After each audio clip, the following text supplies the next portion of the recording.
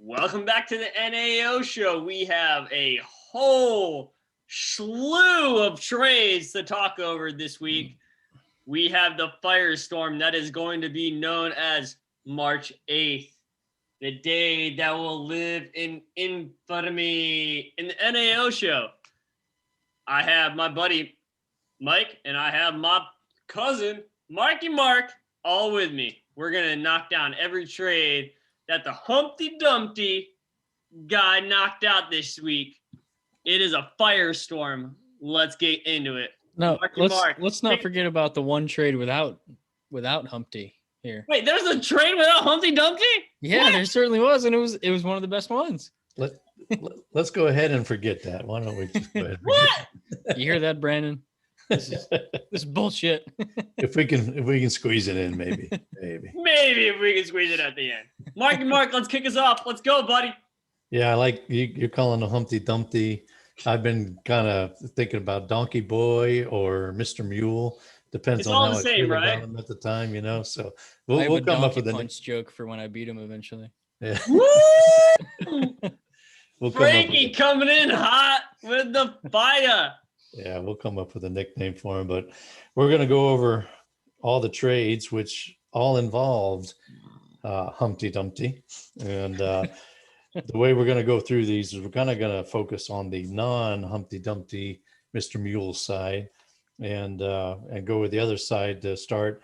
And we'll kind of wrap up what he's got going at the end here. So that's kind of how we're going to go through these.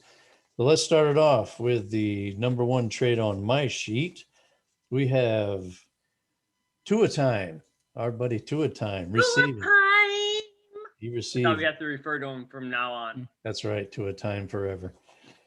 He received Jonathan Taylor and pick number 11 in the 2021 draft. And Donkey Boy received David Montgomery, pick number 4 in the 2021 draft, and a 2022 first rounder. Sean, start us off on this one, if you would, please. I know everyone's going to go crazy about Jonathan Taylor, but let me talk to you about receiving David Montgomery. David Montgomery only had a few bad games last year and won a fantasy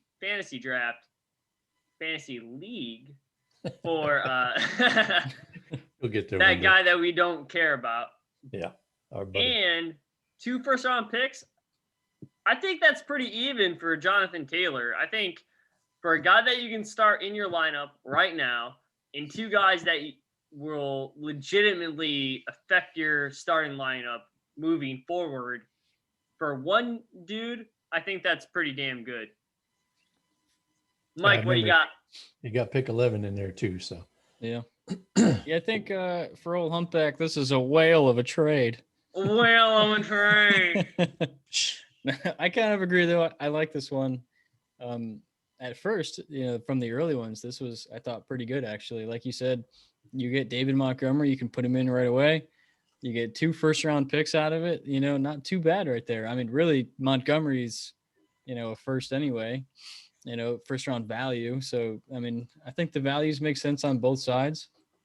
Not sure if I would have paid that much for JT myself, but, Would you go as far as to say that Humpty Dumpty is not falling off that wall just yet? And all the Queen's men on Ian's team, God save the Queen. Yeah, I I'd had my this. daughter's wedding. Oh, pre-show. I had this one pretty even, but I had it even stopping at Jonathan Taylor on Ian's side.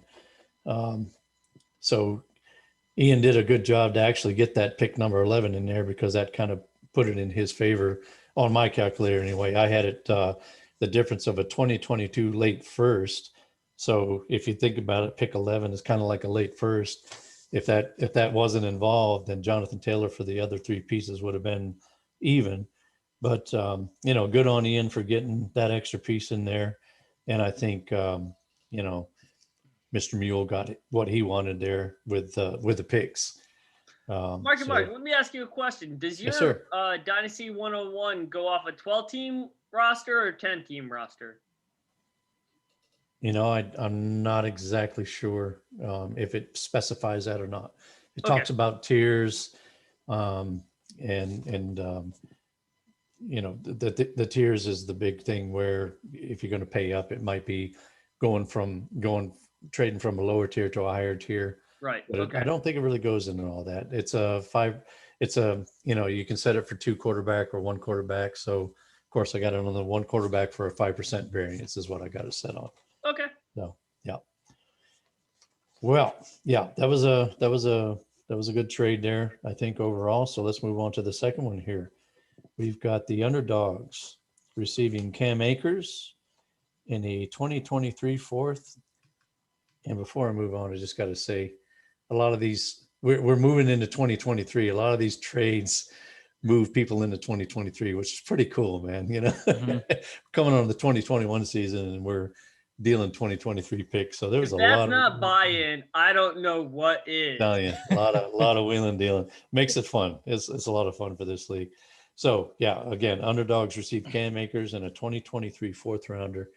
Donkey Boy, he got Terrell Williams, pick number 7, a 2022 first rounder, and a 2022 third rounder. Sean, if you again would please start us off on this trade.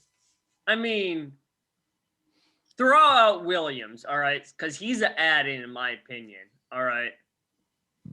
This guy, Humpty Dumpty, is in a firestorm of a restart, right? He's setting the example for the NAO on how to restart your league from zero, all right? He's got a 2021 7th pick overall, 2022 first round pick. Who exactly is that from? The underdogs? Oh, they're probably going to be pretty okay. So that's probably a late round first pick if I could guess. I'm guessing. Yeah. For what we know now. And then the third round pick is going to be pretty substantial. I mean, that's going to be solid depth with starting lineup upside, third round pick. For Cam Akers, on a 1-to-1 basis, I feel like if you throw out Williams, the picks alone would carry Cam Akers. What do you think there, Mike? Well, I guess to lean more on the underdog side, if we're going to get into old Humpy later, I like that they added Cam Akers. They're already a super young team. They got a little bit younger with a good back like Cam. I think there's a lot of talk about, which Cam Akers do you see, like the last few playoff game, Cam Akers do you see, but I think, to go after Cam, it's not a terrible idea. I like it for their team. I think because there's a lot of talk about, is James Robinson really going to do that again? Is he a feature back? Are they going to bring somebody in? What's Urban Meyer going to do in Jacksonville? And, now you bring somebody in like Cam Akers on your team, there you go. There's your starting running back, forget about it. So underdog side, I get why they went after him. They have the first round picks to spare, certainly. So even in 2022, they have enough that, I think for on their side, I see why they would go after a guy like Cam. I think that's a great point. I think if Robinson has the rookie year and the sophomore year even comparable to his rookie year, Cam and Robinson as a duo, 1 and 2, is going to be very solid moving forward. What do you think, Mark and Mark? Yeah, I got the underdogs winning this one slightly. It's pretty close, pretty even trade. I like Cam Akers. I'm pretty high on him. I drafted him in a rookie draft and traded him away. I got him in another dynasty, so I'm high on him. I see that he's kind of expert consensus ranking of about number 15 in dynasty leagues. So that's a good piece to have. So I certainly, there's a lot of uncertainty around Robinson. That's a real good point, Mike. So it's good to pick up a guy that maybe can be a little more solid. If he gets that Todd Gurley role, I mean, it's going to be a good move for them for sure. So Mm-hmm. yeah, good even trade in this one, and I like it for the underdogs a lot. Really So do. that's 2 even trades throughout. All right, let's go into the third trade there, Marky Mark. Yeah, first one, yeah, even, but didn't have to have that other piece. I was giving Ian some credit for getting that extra piece in there. So yeah, just wanted to qualify that. All right, in the third trade, we've got our buddy Sean from the Carsons. Wait a minute, no, yeah, I got Carson that's written down. You need to change your freaking name, man. Oh, I did. Now you're I did. the It's the fresh, Fresh Prince of Hilaire. and What up? I'll be singing that song again tonight. Thanks a lot, man. Thanks. Does that mean you're going to trade CEH after this year? Yeah. Let's hope not. That's right. That's right. That's right. So Everybody is on the trade block. that's By right. Justin Jefferson. Go ahead. Go ahead. Nobody's untouchable. So we had the Carsonist, the Fresh Prince. Got to get used to that. He received Michael Pitman, and Donkey Boy received pick number 17 and pick number 36. I'm going to let you start this time, Mike, and we'll let Sean wrap it up since it was his trade. Yeah, no, there's a lot of talk about Pitman, how he's going to do. He was a pretty solid receiver last year, looking up pretty well. I like, Sean's side on this one. I would have definitely paid that for someone like Pitman. I think, I guess we're sticking to Sean's side. So I'm into it. I like this one for you. I think it shores up a little bit of your flex uncertainty, which, with 3 spots, there you go. You don't really need the wide receiver starting help, with Diggs and JJ there. But, I like this one for you. It gets you a potential guy to throw into your flex for fairly cheap, I think. You know what? I couldn't agree more. I made this transaction with the upside of Pittman and Wentz going there, trying to really hone in on the younger guys with the longer extension on his contract. So I think Pittman has nothing but upside. So I think pushing the 17th overall pick and a 2000 and a 4th round pick for him was really good up value for me. I may have even undersold for Pittman, taking advantage of the fire sale that was Jay Hill's team, but I think he has the potential of really solidifying the third flex spot in my starting lineup. So I like it. I did the trade. I think it's going to benefit me in the long run. What do you think, Marky Mark? Yeah, if TY goes elsewhere, then certainly Pittman would be the next man up, I would think. I like his upside as well. And I got this on the calculator as a pretty even trade as well. The difference was Marlon Mack, ironically. And Mr. Mule already has Marlon Mack, so he didn't really need him to be thrown into the trade. But it was pretty even. I mean, Marlon Mack is definitely, he's kind of it's not a real big piece to be worried about as far as a trade difference. So I like it for you getting a second-year receiver that could definitely have a breakout year. I think Wentz can be good back with Reich again. I think a lot of things were messed up in Philly for him, and I think this could be a good fresh start for him. Maybe get back to that form where he was before, because he would have you look at his finishes in PFF, he had like a number 6 and then 2 number 14s and then like a 28 or something like that. I think he can get back towards that 14 pretty easily and maybe even push that and be maybe a top 12, get back to quarterback 1 status with Frank Wright and a great line, because he was running for his life last year. So yes, he was. So I like that. I like Wentz coming in, and if he can get some chemistry going with Pittman, I like this trade for you, Sean, a whole lot. So I definitely think it was worth what you paid for it. All right. Go on to the next one there, Mark. Yes, sir. That's what I was getting ready to do, sir. And we have our buddy Sean again, the Fresh Prince of Hell Air. Prince. I like the the aroma of Prince to my name. Aroma. Aroma. It just smells like royalty. You know what I mean?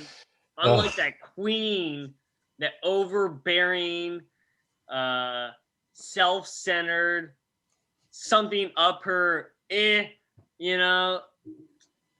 I think Prince is better than Queen. Go ahead. All right. I'm sorry about that. I just You have a way with words, I'll tell you. So, the Fresh Prince received Amari Cooper and a 2022 second rounder. And Mr. Mule, the donkey boy himself, received Chris Carson, pick number 22 in the 2021 draft, a 2022 third rounder, and a 2022 fourth rounder. We'll let you start off, Mike, again, and let Sean wrap it up. I think Sean, you're winning both of these, and I think obviously before you put this one in a calculator on paper, it's pretty obvious. I think you win this one pretty handedly, especially getting in that 2022 second. Like, sure, Amari Cooper, obviously, you know, that's a great buy, but that 2022 second on top of it, I think that's a pretty the old nail in the coffin, or as we used to say. But you know, I like that you went after Pitman. You got a young wide receiver there. You know, you still get Amari Cooper. He's certainly not. He's not young. He's not old. He's right in the middle. He's right for a prime season. 25 years old. Dak is back. They're going to sling that ball around Dallas. So I think wanting a part of that Dallas offense right after the Dak contract, you know, there you go. And, you know, you got a good one there. But, yeah, I mean, you definitely shored up some wide receiver questions that you may have had. But you didn't have too many. But, you know, the ability to put both of these guys into your flex and you look at both trades as one, I think you did pretty slam dunk job here. I couldn't agree more if it was me saying those words. Couldn't have said so better myself. All right. So all in honesty, I think I lost some in the Chark trade. I got a second round pick, and I think there was something else in there. I can't remember exactly what it was, but it was Chark and a second round pick, but it was a mid round pick in second round. It was a fourth rounder or something, wasn't it? Yeah, something just added in at the end to make up the difference. You know what I mean? So I felt going into the Pitman and the Amari trade that I needed to make a move at wide receiver to help the JJ and the Diggs 1 and 2. I needed somebody in the flex. So I had my eye on Amari Cooper way at the beginning of the last season with Hill, God rest his soul, did not trade me Amari Cooper for what I wanted to move him at. So now Humpty Dumpty comes into the league, straight firestorm. I'm like, all right, I'm going to see if I can get Pitman and Amari in 2 different deals right off the bat. I get both of them. So now Amari, 26 years old, he still has maybe 3-4 years left in his career with Dak throwing him the ball. This is a slam dunk if I ever was freaking LeBron James in basketball. You know what I mean? Like, in a flex spot, like, he's a 1 or 2 in anybody else's lineup. Correct me if I'm wrong. What do you guys think? No, that's a good point. He's under contract for 3 more years and Dak for 4, so they're going to be together for at least 3 more years. And I thought he was 25, maybe he's 26, but I felt like he's got a good 4 or 5 years left in him of good, high quality football. This was the first trade that this was the 4th trade that he made. And this was the first one that I said was a bad trade. I really think this was a bad trade for him. Because the difference in points was pretty good. It was equivalent of Melvin Gordon not that he's anything to get real excited about, but he's still for what we know now, what's going on with Denver, he's still a starting running back. I'm Solid very excited flex about play. Melvin Gordon. Solid Yeah. flex play. Sorry, Mike. No offense, man. I know that's your boy. You're counting on him in your flex spot there. I mean, that Mike over here. But yeah, that to me that was a bad trade because Chris Carson. I love Chris Carson. Sean knows that better Mhm. than anybody. And I've got a good history with him in my other dynasty league. I drafted him in this dynasty league, traded him to Sean. But you know, the reality is that you know, he may not be with Seattle. I think he'd be the most valuable with Seattle. If he goes to another team, maybe he's a platoon guy. You know, he's had some injuries. He's good. I like him, but he runs and plays so hard that he's so prone to injury. So I kind of felt like, you know, you're getting a 1 or 2 year rental for a guy that's got 5-6 good years left in him. So yeah, you know, the picks, probably going for the picks, but if you look at the players in this one, not a great trade. Not really excited for what he did there. But Sean, you definitely did a good job getting Cooper and getting that second rounder as a kick. And he really, you know, without the second rounder, it was still kind of a lopsided trade. So you got that 2022 second. So you did a good job on this trade and definitely got your boy. You got your boy there. The timing on this one's interesting too, because Tell me. it was after Dak signed his extension, so you know that Amari's linked to Dak for at least 3 more years. But before, Chris Carson did not get tagged or anything.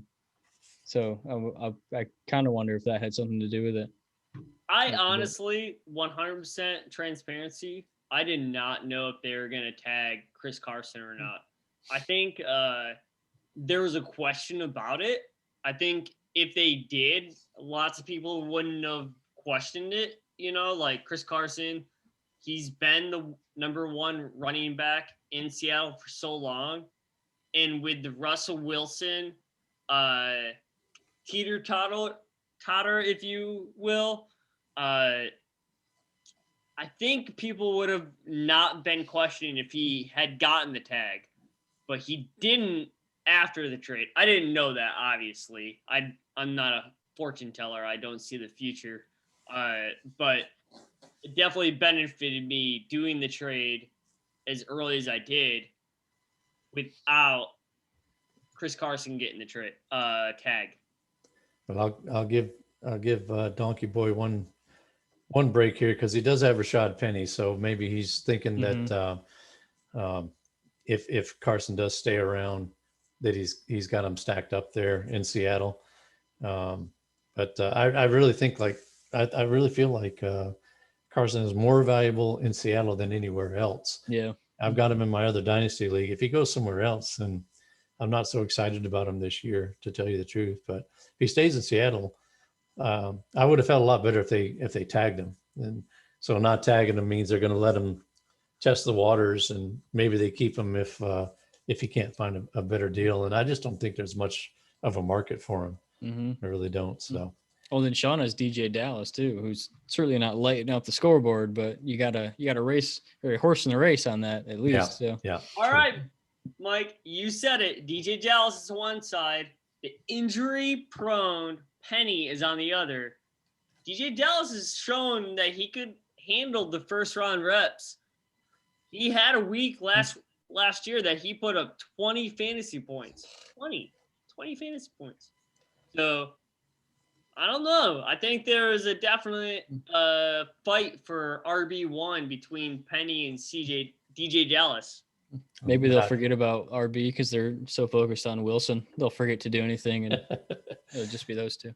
And I've got the dark at RB1. I got the dark horse in Travis Homer, so we'll see how it goes. The real dark horse, like way out there, might be out in the field by himself. Yeah. He was getting some reps as the number 2 last year before he got hurt. Yeah, great. Yeah, nothing to get excited about there with him either. All right, let's move on to our next trade. We have the Underdogs again. They got a 2023 second rounder. I love it, 2023. And Mr. Mule, Humpty Dumpty, He gets Sam Darnold and a 2023 third rounder. Not a real big deal here. Sean, start us off on what you think about this one. Well, I think this is the first trade that Humpty Dumpty actually drops the ball on. Sam Darnold is going to be either traded this year or next year. All right. If the Jets don't draft a quarterback this year, they're not going to be good enough to not draft a top end quarterback next year. And then he's moving a second for a third. He's gaining a third in Sam Darnold. Sam Darnold is bench at best, and a third round pick in 2023. Who the heck knows what he's going to get at 2023? So I think the underdogs took advantage of the situation, got the second round pick. What do you think, Mike? Yeah, this one, I think, we've seen the underdogs and what they're doing with some of their draft picks. They've got a lot in 2021. They've got a few in they had a few in 2022. Now to get a 2023 second out of Sam Darnold is, it's a good move. That seems to be a pretty key strategy for them. It's hard to not look at the humpback side on this one because didn't really need a quarterback, I don't think. At this point in the game, it was an interesting trade to go after a quarterback like that. Like you said, especially Darnold, like who knows where that guy's going to be at any point in his career. He's already seeing ghosts, so who knows? Well, I guess maybe I'm the only one that's still high on Sam Darnold. And yes, you are. You are the one person in the United States that is high on Sam Darnold. Go ahead. Well, he did get a bad shake at the Jets, though. But yeah, Gase, I get it. Gase, to me, it's just horrible. You have Matthew Stafford. You got Jalen Hurts. That's I guess wouldn't need Darnold.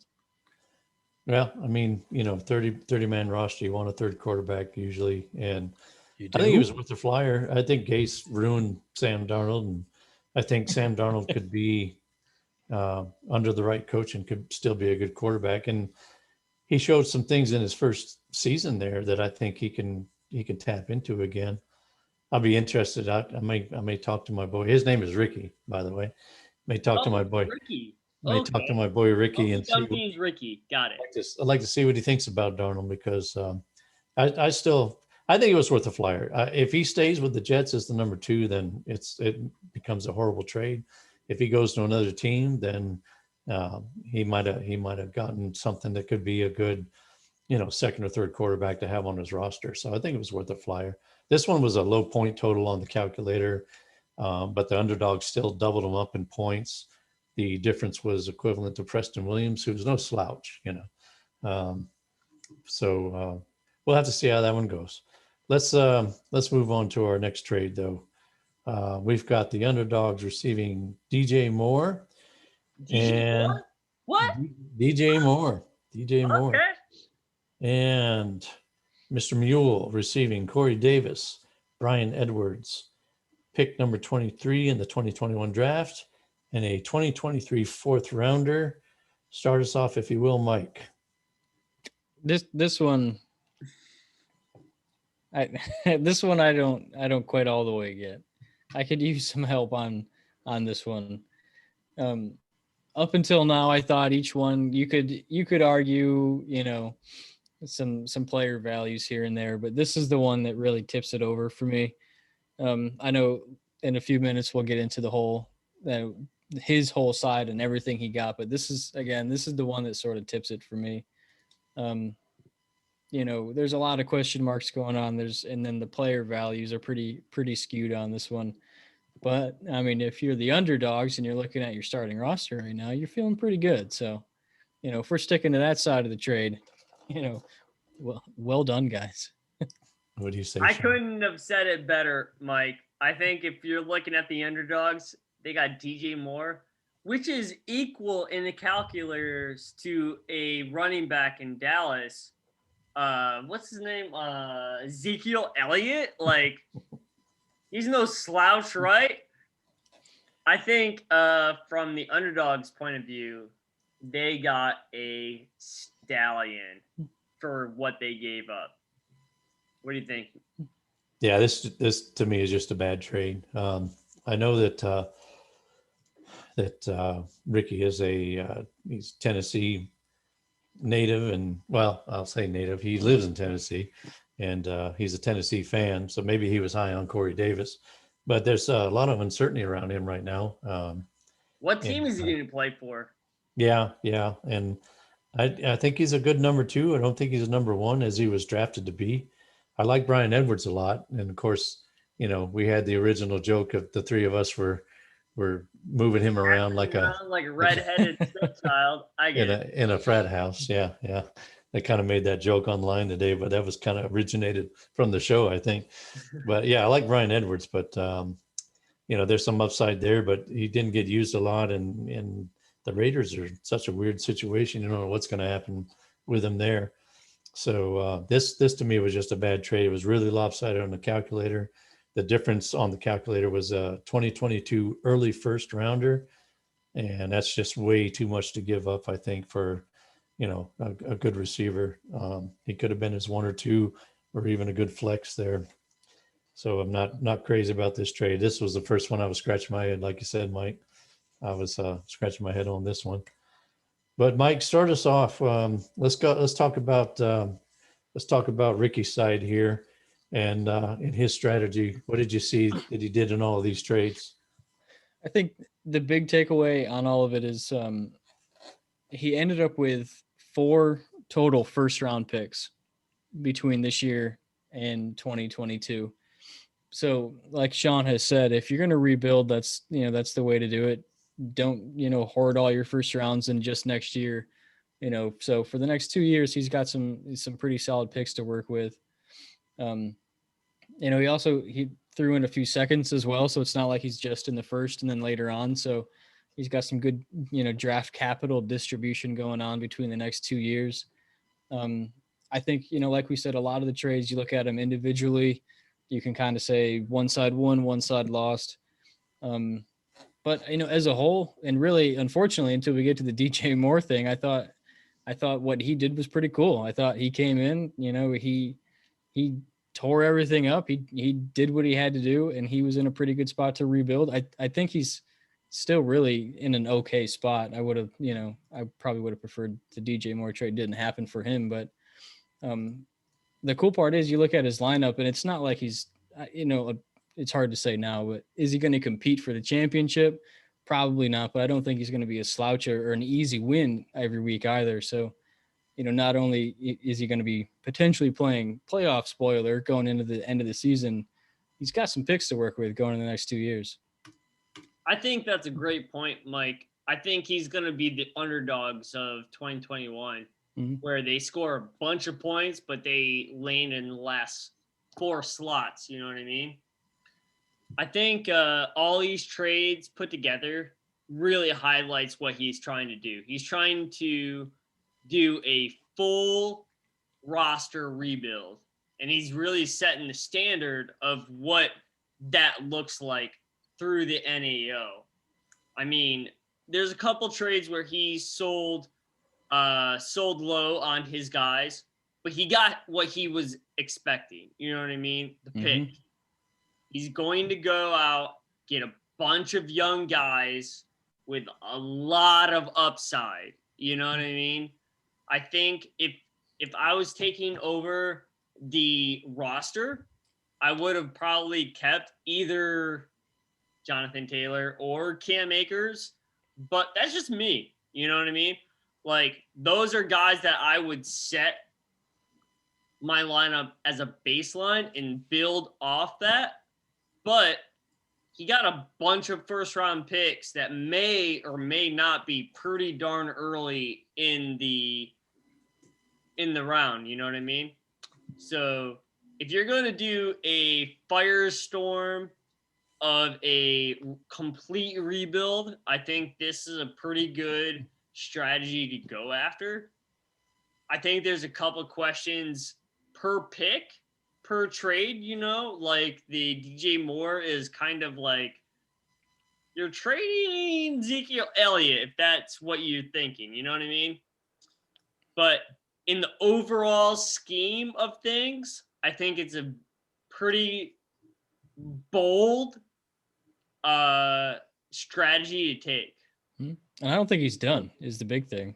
I don't think he's done either. Yeah, you look at all the picks. I don't think he's quite done yet. They No. still had Hardman and Cooper Cup up there on the block, so he's still looking to move a few pieces. So see how much interest there is there. I think I agree with you there, Sean, that it's definitely bold. He could have the last lap before it's all said and done. He'll have to draft well now, of course, and my hope is that I snipe him at when I pick number 3, that I take the guy that he wanted. Once, though, that's the thing. He's expecting a guy to fall to him at 4, and I hope I get that guy at 3, but we'll see what happens, But you can see that's his definitely his strategy was I'm gonna get rid of everybody on this roster, and I'm gonna replace them with my guys, and if I have to take a year and finish towards the bottom of the league, then I'm going to be coming back strong. And it's a good strategy. There are some people that go into dynasty startups that are, some experts that say, draft all the young people and I'll compete in the next 2 or 3 years.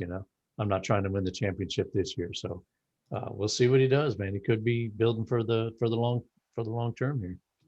Well, we'll figure out what Humpty Dumpty is going to move forward with.